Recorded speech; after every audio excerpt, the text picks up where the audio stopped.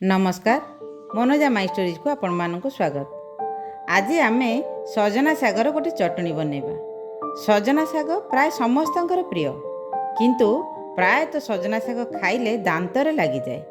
जदि आमे ताकू चटनी करी खाइबा ताहले सजना सागर थिबा समस्त उपादान आम शरीर को जीवा सहित दांतरे मध्य लागिब नाही। तेबे चलंतु बनैबा सजना साग चटनी। मु एठी बाड़ीरू तोळिथिबा सजना साग नैची, ताकू प्रथमे बाछि देबा। सजना साग बाछिबा को टिके टाइम लगे, किंतु यह अनेक औषधीय गुणर अधिकारी। साधारणतः अन्य साग अपेक्षा सजना सागरे छोट छोट पोक बेसी लगी जाती, तेणु बाछिला बेले भल भाव देखिकी बाछिबा। देखंतु एई भली भाव सजना साग को दुई देबा। गोटी गोटी करी पत्र देखिकी आमे सजना साग बाछिबा। प्रथमे डेम्फरू सजना साग को अलगा करदेबा। तापरे एई भली भावरे ताकू गोटी गोटी करी बाछिबा।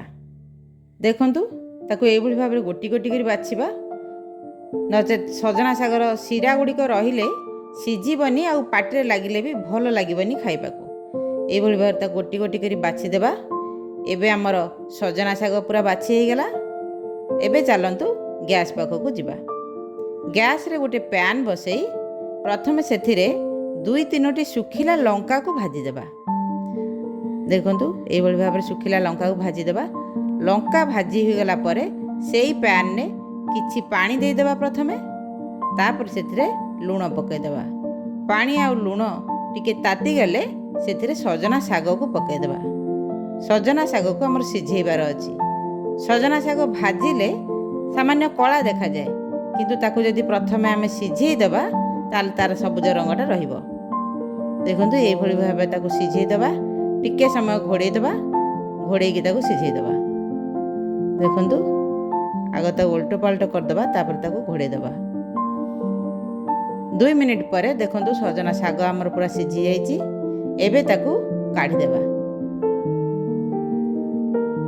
एबे सेई पैन रे सोरिष तेल दे देबा। तेल गरम हो गले सेथिरे जीरा फुटै देबा। जीरा फुटी गले सरु सरु कटा होइथिबा पियाज पकै देबा। पियाजर परिमाण टिके अधिक रहिले भल लागिबो। देखंतु एई भली भाबरे पियाज टिके जरी गले आमे सेथिरे 4-5टी कंचा लंका पकै देबा। एबे सेथिरे 2-3टी रसुण पकै देबा। रसुण सागरे पड़िले बहुत भल लागे। पियाज रसुण आ कंचा लंका को भल भाबरे भाजी देबा। पियाज आमर गोल्डन ब्राउन कलर हवा पर्यंत आमे भाजीबा। मीडियम गैस आंचरे आमको पियाज भाजीबार अछि। पियाज भाजी हो गले तादर किछि पियाज को आमे काढ़ी रखिदेबा। अवशिष्ट पियाज भजारे आगरू सिझाई रखिथिबा सजना साग को पकाई देबा। सजना साग और पियाज को भल भाव मिसाई देबा।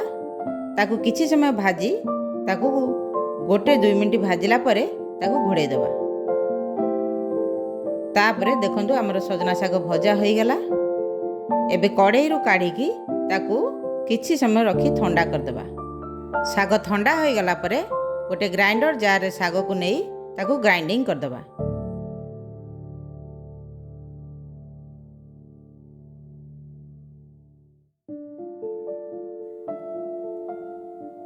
देखंतु एबे हमर सजना साग ग्राइंडिंग हो गला। सजना साग पूरा चटनी हो जाइए। तार सबुज रंग भी रही। बहुत सुंदर देखा सजना साग चटनी। एबे आमे गोटे प्लेट रे आगरू भाजी रखिथिबा सुखिला लंका को नबा। सेतिरे टिके लूण मिसाई हाथ रे ताकू चकर देबा। लंका और लूण भल भाव मिसी जिबा दरकार। भजा लंका और लूण बदल रे आपण चिली फ्लेक्स सहित लूण मिसाई चकर देले मध्य हबो। देखंतु एई भली भाव रे ताकू हाथ रे भल भाव मिसाई देबा।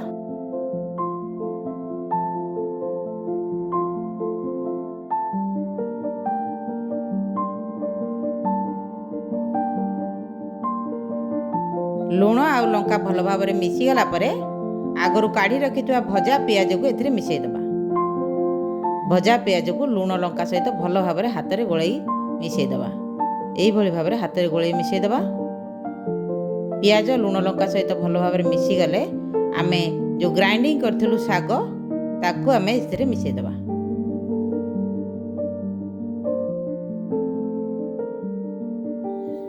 ଦେଖନ୍ତୁ ଶାଗ ଚଟଣି କେତେ ସୁନ୍ଦର ଦେଖାହେଉଛି। ଏବେ ଶାଗକୁ ପିଆଜ ସାଙ୍ଗରେ ମିଶାଇଦେବା। ଆପଣମାନେ ସଜନା ଶାଗର ଚଟଣି ଏଇଭଳି ଘରେ ବନାନ୍ତୁ, ନିଜେ ଖାଆନ୍ତୁ ଆଉ ଅନ୍ୟମାନଙ୍କୁ ମଧ୍ୟ ଖୁଆନ୍ତୁ।